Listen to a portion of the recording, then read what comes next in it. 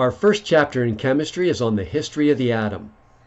I will first pose to you, why are models of the atom important? Next, we will cover three distinct periods in the history of the development.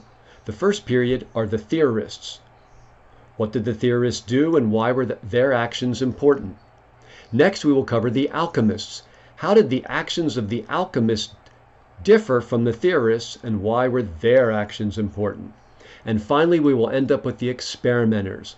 What was different and unique about the experimenters and their contributions to the history of the atom?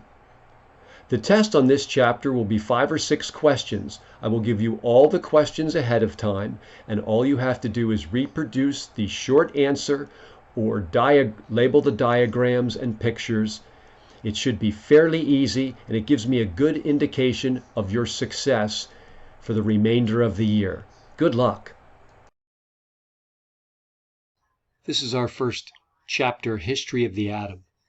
When we talk about development of the atomic model, I first pose the question, why are models of the atom so important?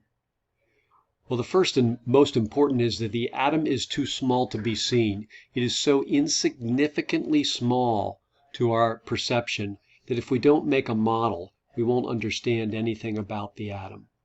Second, models help explain natural phenomena. And third, models allow people to agree on a particular idea and therefore engage in discussion. Now I'm going to ask a question on the test. Name 2 reasons why models of the atom are important. So make sure you can go back through and at least get number 1, the atom's too small to be seen. That's the most important. And then pick from one of the other 2.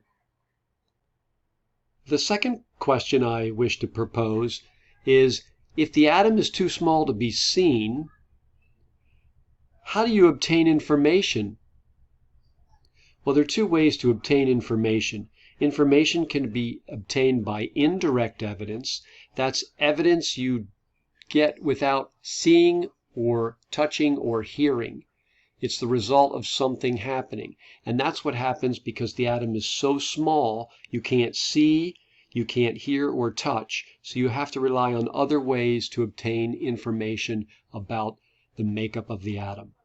And secondly, information can be obtained by making inferences. And inferences are conclusions from evidence. So we may see the result of some type of experiment, but indirectly we have to conclude from the evidence that's presented to us.